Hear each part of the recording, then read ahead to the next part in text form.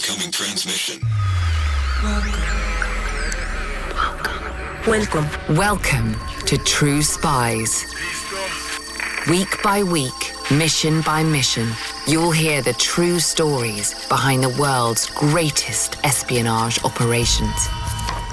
You'll meet the people who navigate this secret world. What do they know? What are their skills? And what would you do in their position? This is True Spies.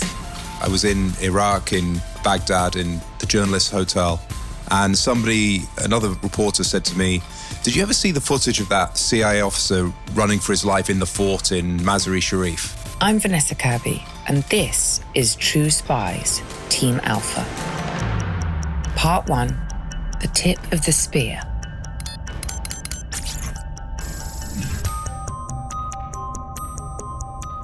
In 2004, journalist Toby Harnden became fascinated with the story of Team Alpha, a group of 8 CIA officers working in Afghanistan in the wake of the 9/11 attacks. Toby was working in Washington, D.C. when 9/11 happened. He covered the US response as it unfolded, but it wasn't until 3 years later that his curiosity about Team Alpha was piqued. It all began with a video of one of the 8 men running desperately for his life.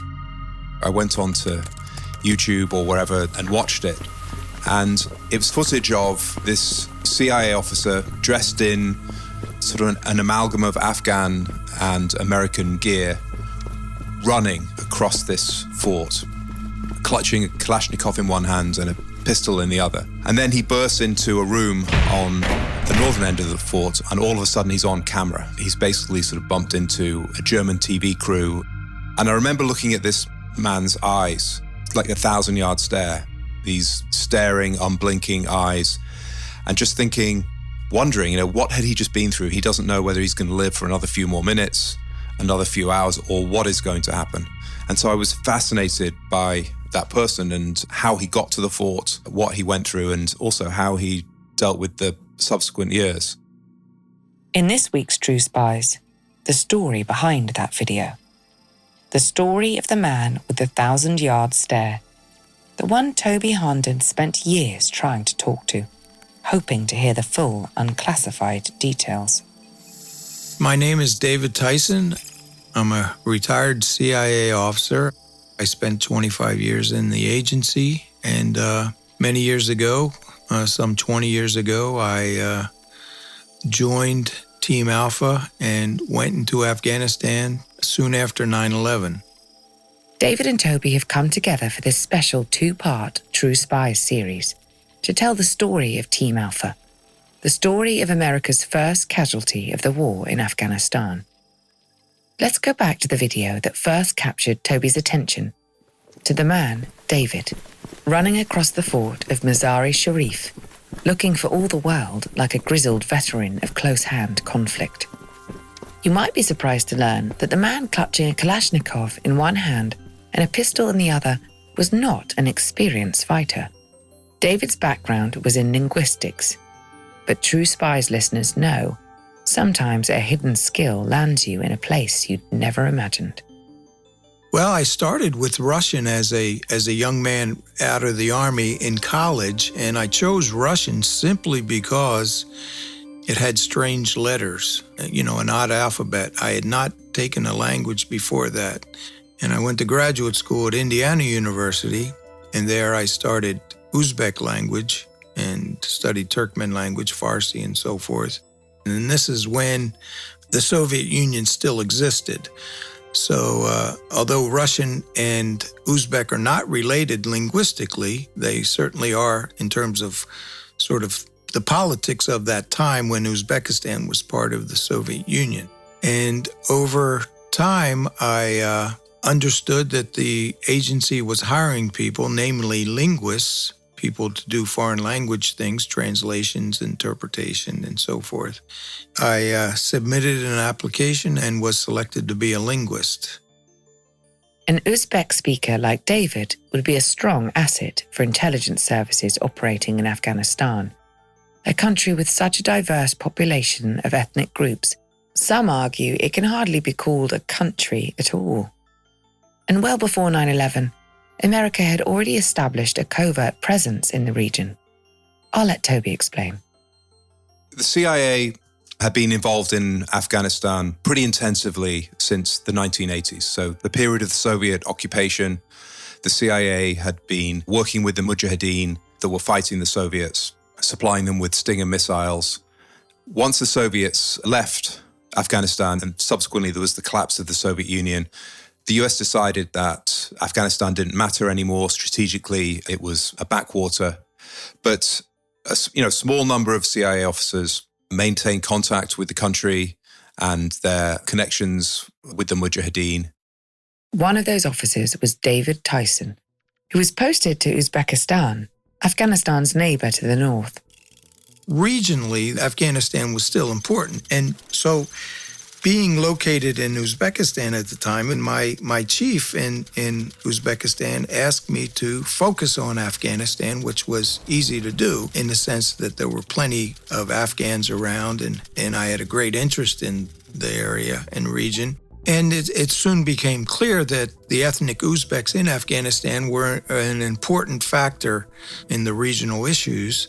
And they, in fact, were fighting against the Taliban that had come to the fore. And they were also fighting against the forces of Al-Qaeda, which had sort of moved into Afghanistan in the late 1990s. Before September the 11th, 2001, Al-Qaeda hadn't managed to stage an attack on American soil, but they had already targeted the US elsewhere in the world. In 1998, the group set off simultaneous truck bombs at the American embassies in Kenya and Tanzania. 224 people died, and more than 4,500 were injured. In 2000, Al-Qaeda bombed the USS Cole, a Navy destroyer docked in a port in Yemen, killing 17 more. Now, of course, since 1996, when Osama bin Laden was expelled from Sudan, he'd been given refuge inside Afghanistan. And so with the rise of the Taliban and the Taliban's relationship with Al-Qaeda and its hosting of bin Laden, you had a convergence of Al-Qaeda and Afghanistan. I mean, it's almost like ripple effects. Inside the National Security Council, there was a growing sense that Afghanistan mattered again. On September the 11th, 2001, when 4 commercial airliners crashed into major landmarks of American power, those ripple effects became crushing waves. American intelligence officials had long been on alert. And yet, though it may come as a surprise, the Pentagon didn't have a plan for how to respond.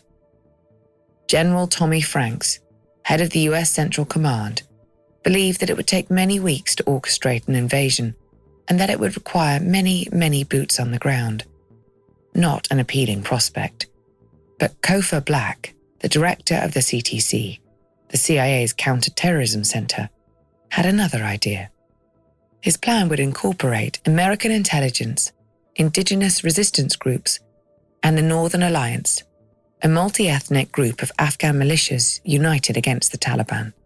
There had been CIA missions into Afghanistan over the previous 2 years, and they were called Jawbreaker missions. And David Tyson had been on the first one of those in 1999. And so there was a relationship between the CIA and the Northern Alliance. And it was this that Kofor Black built on in his plan that he presented to President Bush. Kofor Black's concept of small teams of 8 or so Americans, CIA pathfinders, alongside Green Berets, 12-man ODA, Operation Detachment Alphas, would go into Afghanistan and fight alongside the indigenous resistance. The mission? To gather intelligence on Al-Qaeda with an aim to prevent another 9/11. Each of the 8-man Alphabet CIA teams, from Alpha to Juliet, had been assigned to a different region of focus. And the very first one to enter Taliban territory, of course, was Team Alpha. Team Alpha was put together very rapidly. It was very improvised. The nucleus of the team was 4 paramilitaries from the Special Activities Division. But one of the things I found fascinating about them was they were not all elite warriors. It was an eclectic bunch of men, led by J.R. Seeger, who was a case officer, a diary speaker who'd worked out of Islamabad with the Mujahideen in the 1980s. The deputy chief was Alex Hernandez, who was a paramilitary officer. Scott Spellmeyer, who was the number 3 on the team. He was a former ranger, another CIA paramilitary. He'd been wounded in the Black Hawk Down incident in the Battle of Mogadishu. You had Andy, who was a Special Forces reservist. Mark Rausenberger, he was the medic. Justin Sapp was a Green Beret, 29 years old, so the youngest member of the team.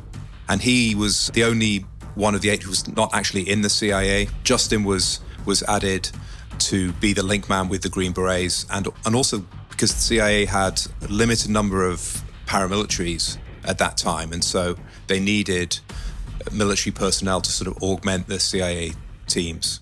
And of course there was Mike Spann. Mike Spann was a 32-year-old former Marine Corps officer. He joined the CIA just 2 years prior, and by all accounts, he was eager to further his career. Mike had been to Uzbekistan previously, and we had been working in an effort to gather intelligence on Osama bin Laden and Al-Qaeda. So Mike had been there as a trainer, training local forces, and I had met him several times in that process prior to 9/11.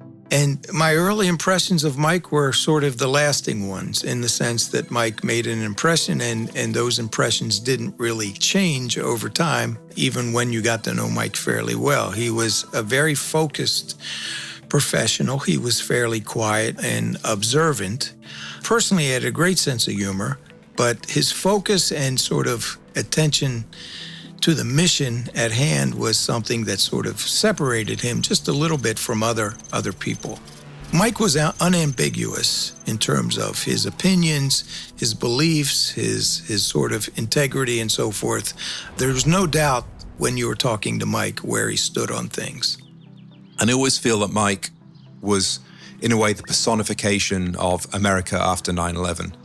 He was very black and white in his outlook, good and evil, with us or against us. And Mike had this burning desire to get to Afghanistan and get to the people who had perpetrated 9/11. Mike was a family man, recently remarried and the father of a new baby boy. His son was only a few months old when he left for Afghanistan. Mike also had 2 young daughters from his previous marriage. So Mike was at a pivotal point in his personal life. He had every reason and every justification to put his hand up and say, it's just too much at the moment. I need to sort of take care of the home front. But not only did Mike not do that, he sort of did the opposite. He fought to get on the team. He had to be on the tip of the spear, as he described it, with the CIA in Afghanistan. And really there was no question in his mind that he was going to be on one of those CIA teams. Mike's wife, Shannon, was a CIA case officer herself. She understood as well as anyone Mike's commitment to his career, to the agency, and to his country. So she knew exactly sort of what he was, that he strongly identified as a Marine. And in fact, one of the reasons why he'd left the Marines was because he hadn't experienced enough action. And he thought that the CIA would be more at the forefront of fighting for America and what it stood for. I think it briefly went through her mind to say, well, maybe this isn't the best time. But she knew Mike well enough to know that that was sort of at the core of his being. Mike's view, and Shannon shared it, was that if you were in the CIA and you were a paramilitary, this is what you joined for. And the way Mike explained it to his daughter, Alison, was that what if every daddy decided they had to stay at home? Then there would be nobody to protect you and all of us. And so Mike felt that fighting for his country was the same as fighting for his family, and he was not the sort of person to take a back seat on any of this. The 8th member of Team Alpha, and the last to be added to the team, was, of course, David Tyson.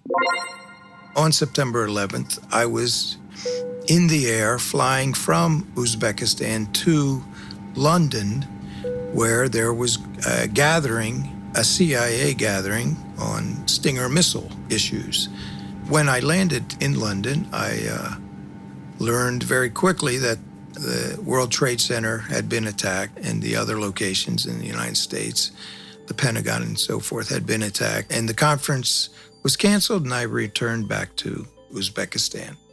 He had much, much more experience of Central Asia than anybody else on the team, with the possible exception of J.R. Seeger, who'd spent time in the region. But David had lived for years in Central Asia, and his command of the Uzbek language was almost native. Now, he had limited military experience. He'd had 2 stints in the US Army, and he joked that his first stint, he played basketball in Germany. He later got an ROTC commission as an intelligence officer, but he was no elite warrior, and this was many, many years before.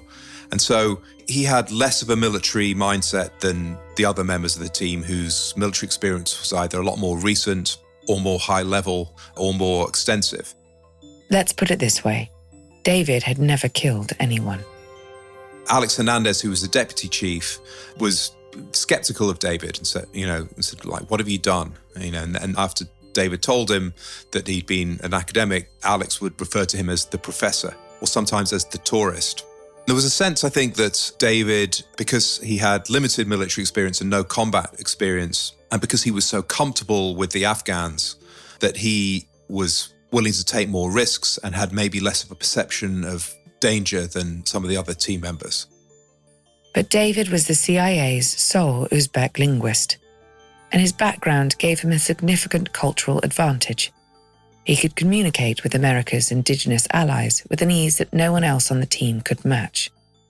They would talk about how American men sort of stand up to urinate and Afghan men crouch down. He would talk about sex and food and wives and every aspect of life, often with a lot of humor. And so that gave him this rapport with the Afghans that the rest of the team didn't have. My father worked in a paper mill.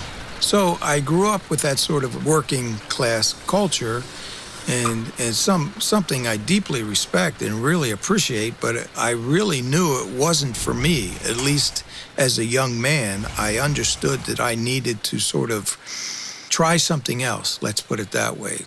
I always had a natural curiosity about other people who sort of looked and acted differently, and especially those who spoke different languages.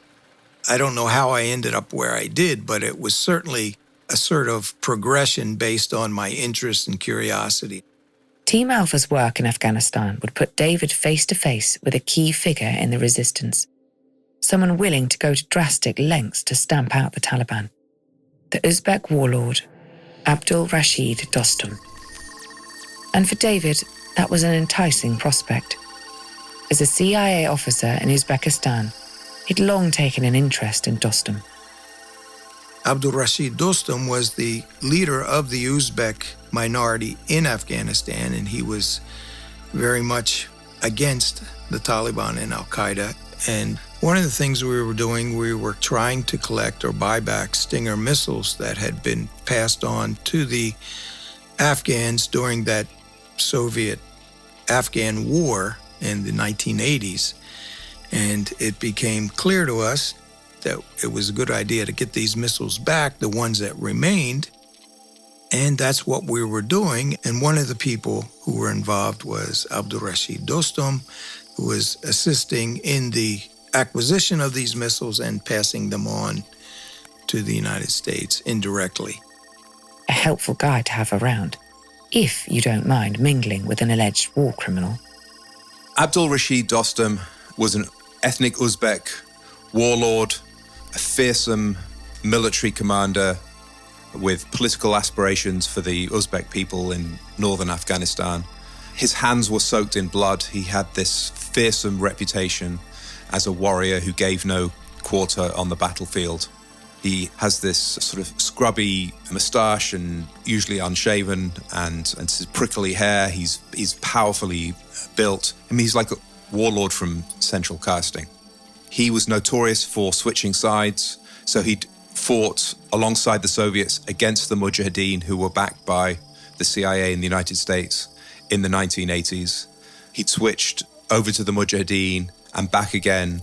And so he was viewed by the State Department and the US government more broadly as somebody not to be trusted, somebody with an atrocious human rights record, and somebody that really the US should have nothing to do with.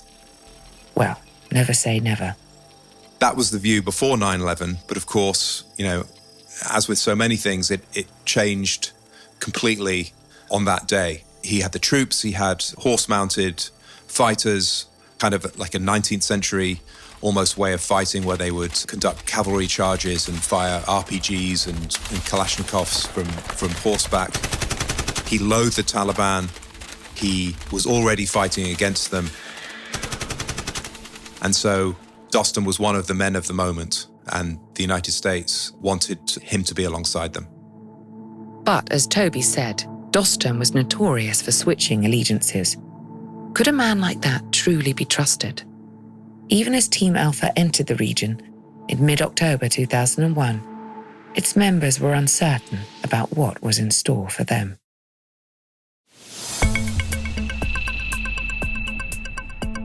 It was October the 17th, 2001.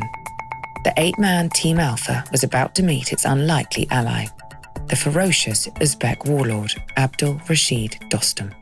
There was a lot of trepidation going in. Here's this guy who's a warlord, who's notorious for switching sides. We don't know what the situation's going to be on the ground.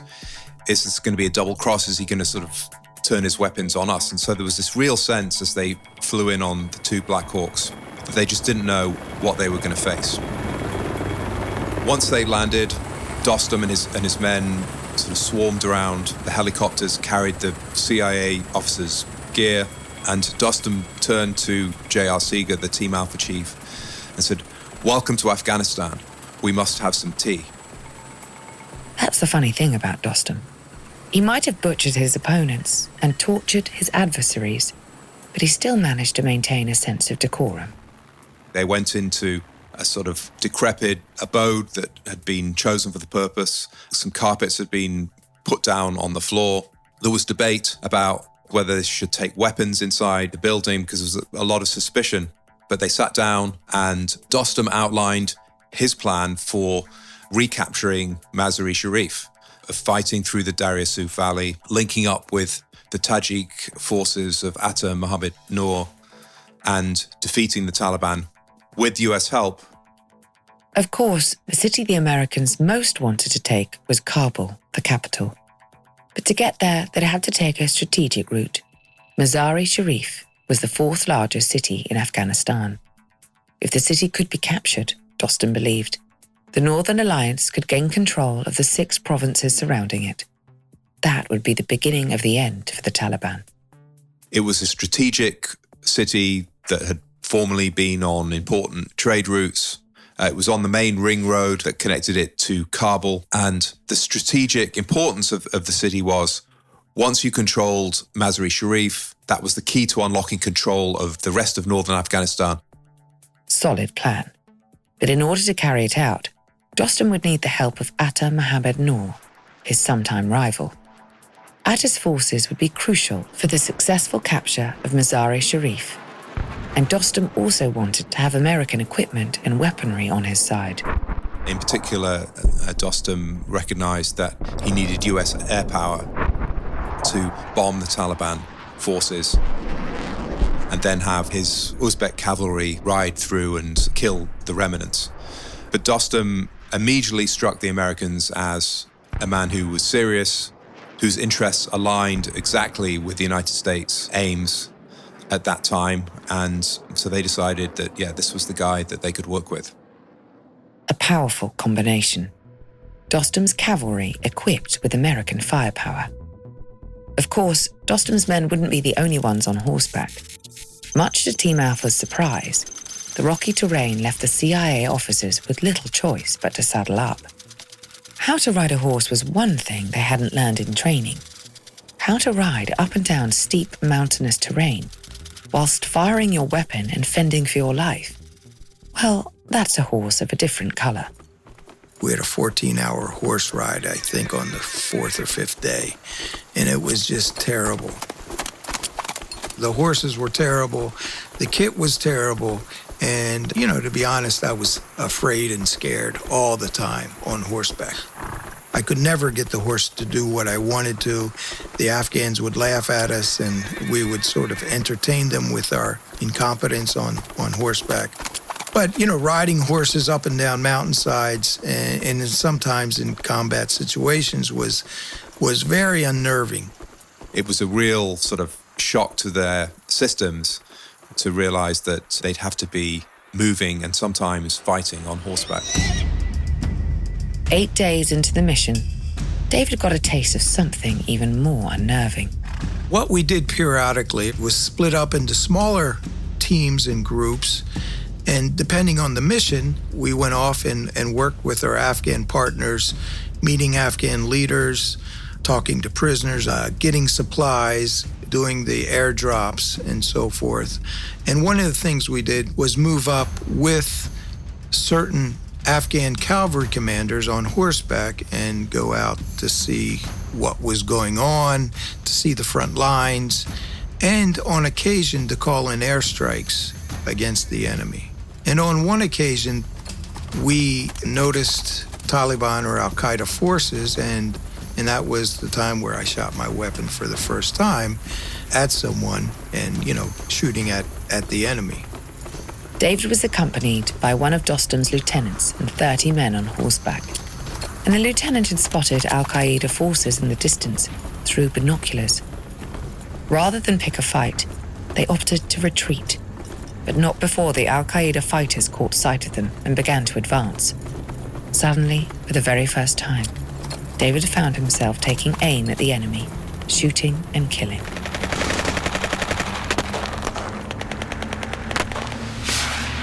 Just imagine for a moment what it's like to be in David's shoes. You did your time in the military, sure, but by your own admission, you spent a lot of that time playing basketball. Then you returned home and made a life, for a time, in the world of academia. Your greatest weapon is your intellect. You speak 5 languages fluently and are conversant in 3 more. And you're an asset in conflict zones because of your ability to connect with people. How does it feel to be here on the battlefield? How does it feel to be the one taking a life?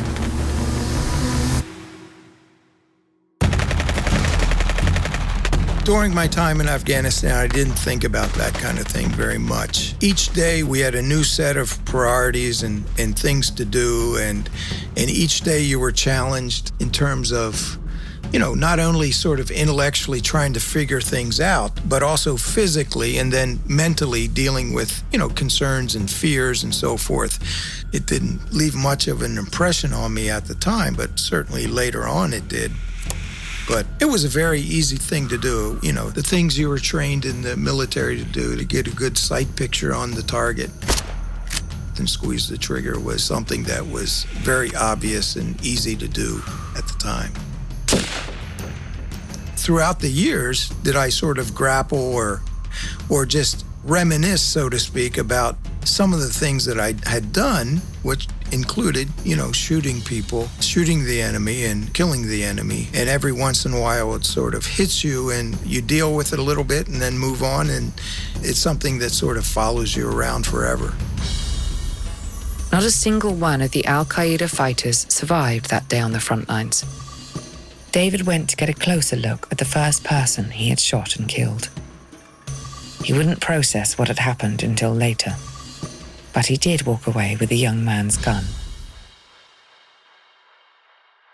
A week and a half into their mission, Dostum told Team Alpha that his forces had captured 40 Taliban prisoners. On the 26th of October, the CIA officers were to pay them a visit, to stop by the dank sandstone caves where they were held in custody, and have a little chat. I wouldn't call them interrogations, more or less sitting down with prisoners that were captured on the battlefield and trying to quickly understand and gather information from them. Naturally, David was one of the men selected for the job. And his colleague Mike, always eager to develop a new skill, was keen to join in. When we first received word that we had some prisoners, it was my task to meet with them based on the fact that I spoke some of the languages they spoke, And when Mike found this out, he immediately came to me and asked to be part of this process. And I said, sure, I would be happy to have his help. But he went back, and instead of sort of catching some sleep, Mike came to me when it was still dark, and he had written in a very, very his tiny handwriting, just dozens and dozens of questions that we should ask the prisoners, and sort of questions that he had for me. And we spent the next few hours before we got on the horses, he spent that time sort of talking to me and trying to understand what I understood about what we were going to do and who we were going to see. The next morning, they rode off on horseback to see these prisoners, and they were being held in caves that had been sort of dug out of the mountainside that had been used over the years for prisoners of different types. And the door swung open, and Mike and David were confronted by the sight of these emaciated, stinking, dirty prisoners who were absolutely terrified. They sort of flinched when the door opened, not just because of the lights, but because, David's conclusion was they clearly thought that they were going to be executed. They were just going to be dragged out and shot. The CIA wasn't naive to the inhumane conditions in which Dostum held his captives. These men were regularly beaten, sometimes to the point of disfigurement. When Toby says the men were stinking, he means it. One round of questioning ended early because the stench of a prisoner's wounds was too overpowering for the men to endure. As he spoke with the prisoners, David began to recognize them for what they were. Primarily Turkmen farmers, largely illiterate. Men who'd been forced into fighting under threat of the Taliban. He believed they could be released and sent back to work on their farms. They offered little in the way of useful intelligence. Mike was extremely dogged, extremely thorough, and he always wanted to get to the truth. He was very suspicious of the prisoner stories. And he said to David, well, how do you know this? How can you tell this is just a Turkmen and he's just a farmer? He could be lying. He sort of wanted and received a crash course on, how to deal with these or who these prisoners were. And that sort of reaffirmed Mike's sort of, I guess you say, credo of sorts, that he wanted to be the pointy end of the spear. He wanted to be on the front line, and he wanted to see up close and personal the people we were fighting against. Mike, eager to grow in the agency, was hungry for insight that would improve his ability to serve. It not only impressed me, but it sort of made me like him even that much more. By Team Alpha's 4th week in Afghanistan, there were signs that a tide was beginning to turn. Remember how each CIA team was assigned a different region of focus. For Alpha, that included Mazar-i-Sharif. Mazar-i-Sharif is a city that had been back and forth between Taliban and Northern Alliance control. And so there was this sense that it was the first domino, that once that domino was toppled, the other dominoes in northern Afghanistan and then in the rest of the country would fall. And that's what happened. The liberation of Mazar-i-Sharif in the first 2 weeks of November in 2001 was not something we were really planning for, in the sense that we had been in combat and we had some sort of serious resistance to our movement to Mazar in the days just before its liberation. We were told that the Al-Qaeda and Taliban forces had left the city, but like everything in combat or in Afghanistan or in many other situations, you can't believe necessarily, or you can't plan for that kind of thing. You have to go into these situations with your eyes wide open and be ready for what you've been doing the whole time prior to that, getting under fire and so forth and fighting your way through. So as we got closer to the city, people started to come out and started to wave at us and smile and ask us questions and so forth. And it was clear that there were no enemy left in these areas around the city.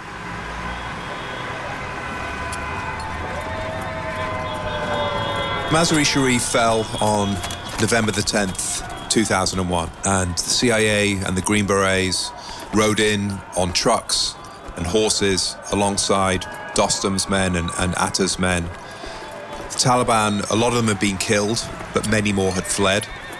The people lining the streets, cheering and smiling. Some of them had shaved off their beards the day before. And for the Americans, it was, several of them compared it to the liberation of Europe in 1945, of being greeted by like liberators and heroes. In Washington, President Bush and other White House officials were elated. In his speech at the United Nations, Bush claimed that the Taliban's days were numbered. But for Team Alpha, on the ground in Afghanistan, that sense of victory was short-lived. The problem was that although the city had been abandoned by the Taliban, many of the Taliban had just melted away, gone to fight elsewhere and to fight another day. And there was a new situation in which Atta, Moakek and Dostum were fighting for control of the city. So it was a different phase. Rather than it just being the Americans and the Northern Alliance alongside each other with one aim, which was to recapture Mazar-i-Sharif, things sort of splintered somewhat. That day we did arrive in the Mazar. I got word that there was one group of so-called Al-Qaeda, well, they called them Chechens, remained in a school complex and that they would not surrender. Chechens being a term used to describe foreign fighters from all over the world. As it happened, these fighters weren't from Chechnya or Eastern Europe, but from Pakistan. And they weren't all terrifying warriors. Some were just 12-year-old boys. And we had to basically destroy the school and assault our way into the school complex to kill the rest of the enemy that remained. So even that day of sort of liberation in Mazar, it ended with a fairly serious fight. You know, we had to call in airstrikes and so forth. But I think that's sort of symbolic or indicative of the whole process. You have certain feelings and emotions, and they can be wiped out very quickly by the turn of events. Back in Washington, there was a sense that Mazar-i-Sharif had fallen. That was it. There was nothing more to see there. But there was a sort of ambiguity about the city and the surrounding areas that not only continued, but became sort of more heightened in the 2 weeks or so after Mazar-i-Sharif had fallen. So some villages that had capitulated were suddenly not safe to go to. There were groups of prisoners being held and bartered, and David had this sense that everything was not quite as it seemed, and there was still a lot of danger. That danger was headquartered in the west of Mazar-i-Sharif, in a fortress perched high above the city called Kalajengi. Rough translation, House of War. On the 24th of November, David and Mike drove out to the fort to meet their Afghan allies and speak with Al-Qaeda prisoners. There was no electricity in Kalajangi, and in the darkness, the security risk was high. It was not clear what was going on, but it was clear that we had no business there on the evening of 24 November. There were 2 explosions. I think 2 suicide bombers blew themselves up. They retreated, but within 24 hours, the men would approach the fort again. The prize was too big to pass up. This was the first time since 9/11 that such a number of Al-Qaeda forces were in our hands, so to speak, and that we would have access to them. And I don't mean us, just our team, but I'm talking the U.S. government writ large. And I'll never forget, Mike was extremely eager to go, extremely eager to get out there. And that's where we'll pick up next week. I'm Vanessa Kirby. Join us next week to find out what happens next in the second installment of Team Alpha. Or, if you're a subscriber to SPYSCAPE Plus on Apple Podcasts, there's no need to wait. You can listen to it right now.